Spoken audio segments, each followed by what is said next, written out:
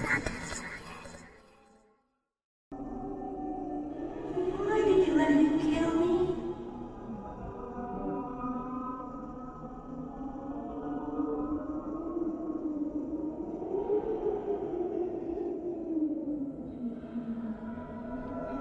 It was the clown.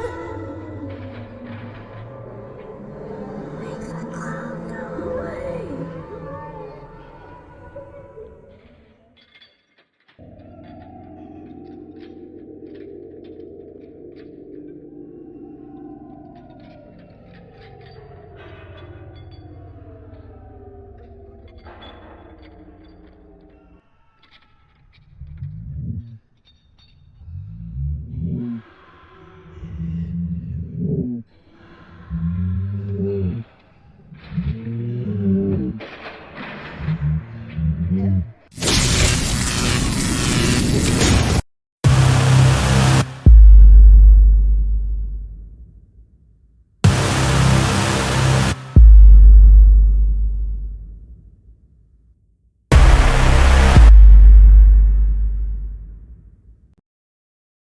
Экспедиция ушла под землю на 7 дней. Пещера называлась Крестовая, одна из самых глубоких в мире, почти 2000 метров вертикальных шахт, узких лазов и подземных озер. Группа была опытной: геолог Сергей, биолог Анна, микробиолог Виктор, спелеологи Дмитрий и Павел, а также Илья, видеограф, который снимал документальный фильм для научного канала. На 4-й день, когда они пробирались по системе галерей на глубине километра, Виктор заметил необычное. Стены пещеры, обычно влажные и покрытые натеками, в одном месте были совершенно сухими и странного цвета, черными с фиолетовым отливом. «Остановитесь», — сказал он, — «здесь что-то есть». Они осветили стену фонарями. Под верхним слоем породы в небольшой нише виднелись кристаллы. Необычные, не кварц, не кальцит, не сера, темно-фиолетовые, почти черные, с мерцанием внутри, будто в каждом кристалле горел маленький огонек. «Красиво», — сказала Анна, протягивая руку. «Не трогай», — остановил ее Виктор. «Мы не знаем, что это». «Похоже на органику», — ответила Анна, все же коснувшись пальцем одного кристалла. Поверхность была теплой, слишком теплой для камня в пещере с температурой +4. Палец оставил вмятину, кристалл был мягким. Из вмятины вытекла капля жидкости, прозрачной, почти невидимой. Она упала на скафандр Анны и впиталась в ткань. «Ничего», — сказала Анна, — «просто вода». Виктор взял пробу, кристалл был живым. Под микроскопом на базовом лагере он увидел клетки. Не растительные, не животные, какие-то третьи. Они пульсировали, двигались, общались друг с другом электрическими сигналами, и они росли. На стекле, под микроскопом, они удвоили свою массу за час. «Это не микроб», — сказал Виктор на утреннем брифинге. «Это что-то другое, может быть, новый класс живых организмов». «Опасно?» — спросил Сергей. «Не знаю, но я бы не хотел его вдыхать». Он упаковал образцы в герметичный контейнер. На следующий день экспедиция должна была подниматься на поверхность, но планы изменились, потому что Анна заболела. Все началось с усталости. Анна проснулась вялой, не могла нормально держать чашку с чаем. Жаловалась на тяжесть в руках. К обеду у нее поднялась температура 38,5, к вечеру 40. «Что с тобой?» – спросила она у Виктора, когда тот измерял давление. «Я здоров, это у тебя жар». «У меня нет жара, я чувствую себя нормально». Ее губы были синими, глаза мутными, но она не чувствовала боли. И это было страшнее всего. Организм Анны перестал подавать сигналы тревоги. Он принимал болезнь как норму. Виктор взял кровь на анализ. Под микроскопом он увидел те же клетки. Пузырчатые, пульсирующие. Они плавали в крови Анны, размножались, заменяли ее собственные эритроциты. «Вирус?» – спросил Сергей, глядя на экран. «Не вирус. Вирусы меньше. Это что-то новое. Оно перерастает в организм». «Как?» «Пока не знаю. Но оно не убивает. Оно меняет». На 6-й день Анна перестала есть. Ее тело больше не требовало обычной пищи. Она пила воду и смотрела в стену. На 7-й день, когда группа готовилась к выходу, Анна заговорила, но голос был не ее, ниже, с вибрацией, будто внутри нее был резонатор. «Не уходите», — сказала она. «Что?» — переспросил Дмитрий. «Не уходите, мы должны остаться здесь, внизу». «Анна, ты бредишь». «Я никогда не была более ясной». Она посмотрела на свои руки.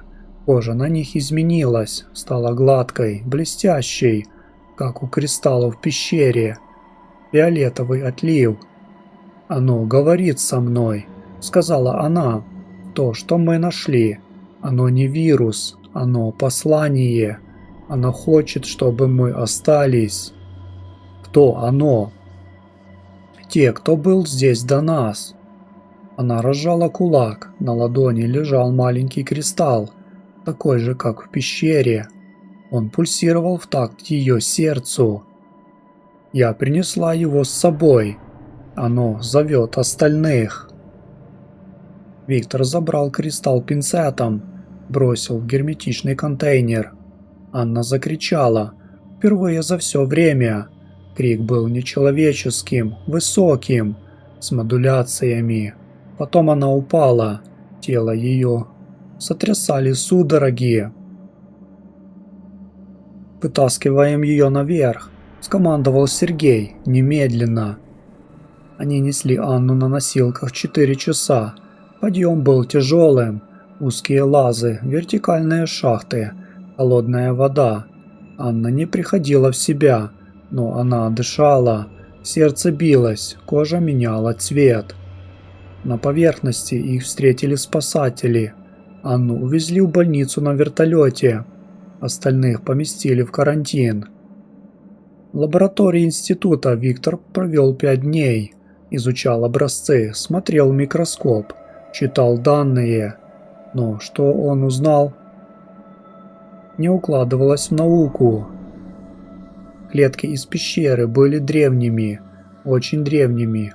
Анализ показал возраст почти 2 миллиарда лет. Они появились на Земле задолго до многоклеточных, но они не эволюционировали, они ждали. «Чего?» – спросил Сергей по видеосвязи. «Носителя», – ответил Виктор. «Им нужна была центральная нервная система, животное, которое сможет передавать сигналы. Человек подошел идеально». «Они захватывают мозг?» «Они его перестраивают, соединяют всех зараженных в одну сеть, как интернет, только биологический». «А что происходит с телом?» «Тело адаптируется. Анна уже не ест, ей не нужно. Она получает энергию из других источников. Тепло, радиация, магнитные поля. Она становится автономной». «Это не человек. Это постарается стать чем-то большим». На 10-й день после начала экспедиции Виктора нашли мертвым в лаборатории. Он сидел за столом, смотрел в микроскоп. Глаза открыты, кожа бледная, пульс отсутствовал. Но тело не остывало.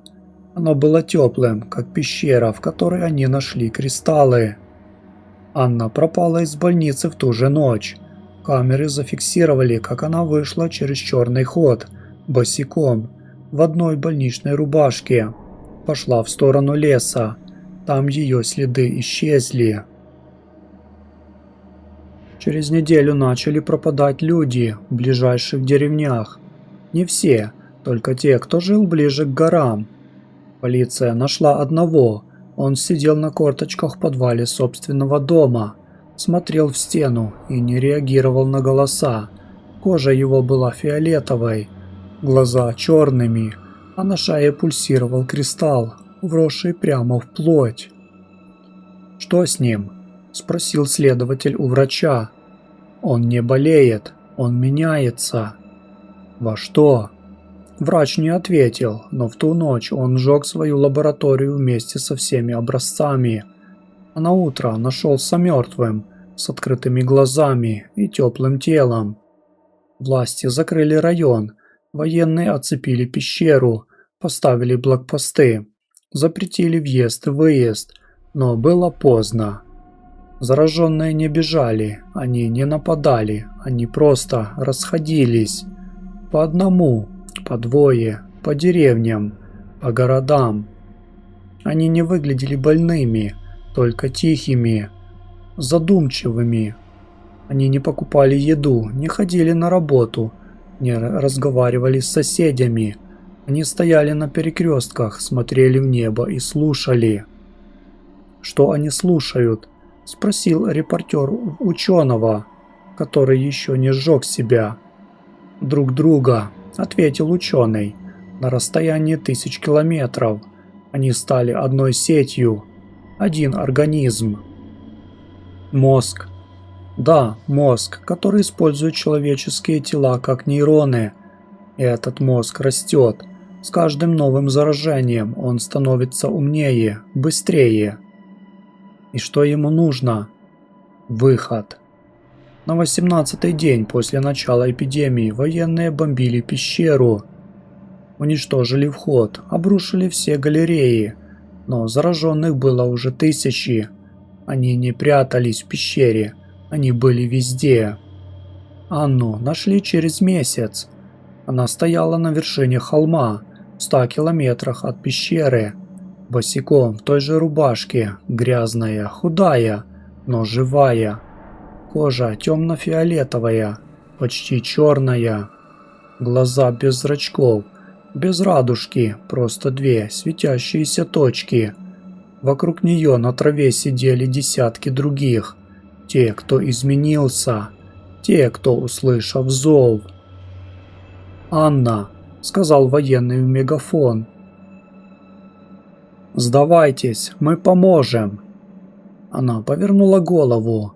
Светящиеся глаза смотрели сквозь него, сквозь бронежилет, сквозь кожу, в самую глубину, где прятался страх. «Не поможет», — сказала она голосом, в котором звучали сотни других голосов. «Мы больше не нуждаемся в помощи. Мы нуждаемся в вас». «В чем?» «Станьте частью нас. Это не больно. Мы не убиваем. Мы объединяем». Военный опустил мегафон, посмотрел на солдат, на вертолеты, на оцепление. «Огонь!» — сказал он. Вертолеты открыли огонь, напалм, ракеты, крупнокалиберные пули. Он превратился в ад. Но когда дым рассеялся, Анна стояла на том же месте, не раненая, не дрожащая, просто стояла. Кристаллы на ее теле мерцали, поглощая тепло, перерабатывая энергию атак в пищу. «Вы не можете нас убить», — сказала она. «Вы можете только накормить». Вертолеты улетели, солдаты отступили. На следующий день зараженных было уже 10 000, через неделю 100 000, через месяц 1 000 000. Они не убивали, они просто подходили к людям, смотрели в глаза, и те, у кого не было сопротивления, падали на землю, начинали дрожать. и просыпались через сутки другими, с фиолетовой кожей, со светящимися глазами, со спокойствием мертвых и выносливостью живых. Ученые назвали это карст по имени пещеры, потом просто контакт, потом исход. Люди бежали из городов, прятались в бункерах, стреляли в зараженных, сжигали их, взрывали. Ничего не работало. Карст был везде. В воздухе, в воде, в почве. Кристаллы росли на стенах домов, на проводах, на телевизионных вышках. Они пульсировали и передавали сигнал. Сигнал, который услышал каждый. Даже те, кто не был заражен. Даже те, кто прятался в бункерах. Даже те, кто улетел на космических кораблях. Сигнал был простым. Мы не зло. Мы следующий шаг. Вы можете принять его или умереть в старом мире. Выбор за вами. Денис был одним из тех, кто не принял. Он прятался в подвале заброшенного завода на окраине города. С ним были еще трое. Его сестра Алиса, инженер Максим и старуха Зинаида, которая утверждала, что знает заговор. У них были запасы воды, консервы, несколько ружей, ящик патронов и радио. Радио работало на батарейках. По ночам Денис слушал эфир. Сначала были голоса, потом шипение, потом мелодичный гул, похожий на пение китов. Гул проникал в голову, вызывал сонливость, теплые ощущения в теле. Денис знал, это он, Карст. Он зовет, он обещает безопасность, вечность, избавление от страха и боли. «Не слушай», — говорила Зинаида, — «это обман, они крадут душу». «А если души нет?» — спрашивал Максим. «Если только нейроны и электричество?» «Тогда мы уже умерли, но пока мы дышим, мы люди». На 40-й день эпидемии Алиса вышла из подвала. Она просто встала, надела пальто и пошла к двери. Денис попытался удержать ее. Она повернулась. Глаза ее были обычными, серыми, как у матери, но улыбка была чужой. «Не бойся», — сказала она, — «там хорошо. Там нет голода, нет холода, нет одиночества. Мы все связаны. Я чувствую их. Они чувствуют меня. Это любовь, Денис.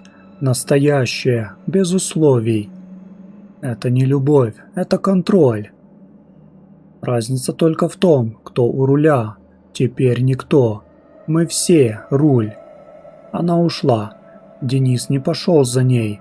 Закрыл дверь и заварил ее железными прутьями. На 61-й день Максим застрелился.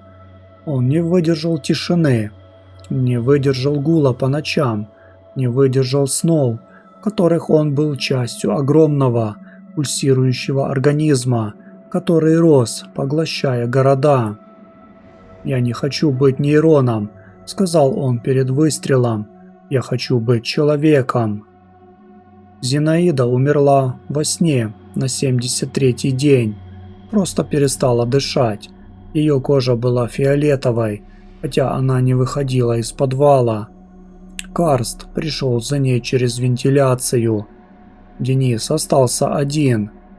Он сидел в темноте, слушал радио, пил воду и считал дни. 100, 200, 300. Радио молчало уже давно, только гул. Гул стал громче, четче. В нем Денис начал различать голоса. Голос матери, умершей 5 лет назад. Голос отца, пропавшего в первую неделю. Голос Алисы. «Иди к нам», — шептали они. «Мы скучаем. Здесь хорошо». «Я не пойду», шептал Денис в ответ.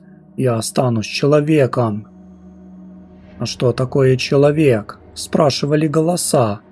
«Набор клеток? Электричество между нейронами? Мы даем тебе больше. Мы даем тебе бессмертие. Бессмертие без свободы – это тюрьма. Свобода – это иллюзия. Мы предлагаем реальность». Денис заткнул уши, но гул был внутри. Он стал частью его тела. На 365-й день он вышел из подвала. Город был пуст, улицы заросли травой. На стенах домов пульсировали кристаллы. Фиолетовые, синие, золотые. В воздухе пахло озоном и медом. Солнце светило, но было холодно. Всего 10 градусов. В центре города, на главной площади, стояла сфера. Огромная, из сплетенных кристаллов, внутри которой горел свет. Возле сферы стояли люди, тысячи. Их кожа переливалась в лучах заходящего солнца. Они не двигались, просто смотрели на сферу и слушали. Алиса была среди них. Денис узнал ее по светлым волосам, по родинке на щеке. Она повернулась к нему и улыбнулась. «Привет, брат!» «Привет! Ты готов?» «К чему?» «Стать единым с нами!» Денис посмотрел на сферу. Внутри пульсировал свет, и в этом свете он увидел лица. Всех, кого потерял, всех, кто ушел. Они смотрели на него и не осуждали. Они ждали. «Ты не будешь один», — сказала Алиса. «Ты никогда больше не будешь один». «Это не жизнь», — ответил Денис. «Это вечность». «Я не хочу вечности». Он достал из кармана гранату, последнюю из склада. Алиса посмотрела на гранату, потом на брата. Улыбка не сошла с ее лица. «Ты не сможешь нас уничтожить. Мы бесконечность, а ты просто миг». «Миг, который принадлежит себе», — сказал Денис. Он выдернул чеку и побежал. Не от сферы, в сферу. Внутрь, в свет, в пульс. Туда, где было тепло и тихо. Туда, где он мог бы сдаться и стать частью целого. Но он не сдался. Граната взорвалась в центре сферы. Кристаллы рассыпались. Свет погас. Люди, стоявшие на площади, упали на колени. Некоторые закричали, некоторые заплакали. Многие улыбались, как и прежде. Улыбка не сходила с их лиц. Через минуту кристаллы начали расти снова. Денис лежал в траве, смотрел в небо и слушал. Гул возвращался. Медленно, но уверенно. Он понял, это не конец. Это только отстрочка. «Вы не победите», – прошептал он.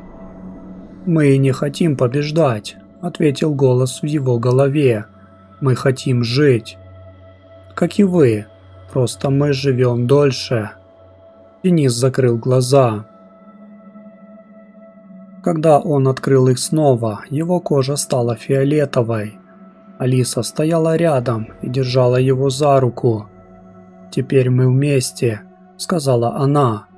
«Навсегда», – ответил он. Это было не страшно. Это было спокойно. И только где-то глубоко, на дне последнего человеческого нейрона, Денис чувствовал искру, маленькую, слабую, почти угасшую, но живую, которая помнила свободу, которая не сдалась, которая ждала. И однажды, когда сеть станет слишком большой, слишком тяжелой, эта искра разорвет ее изнутри. Потому что человек – это не нейрон, человек – это сбой. Всегда.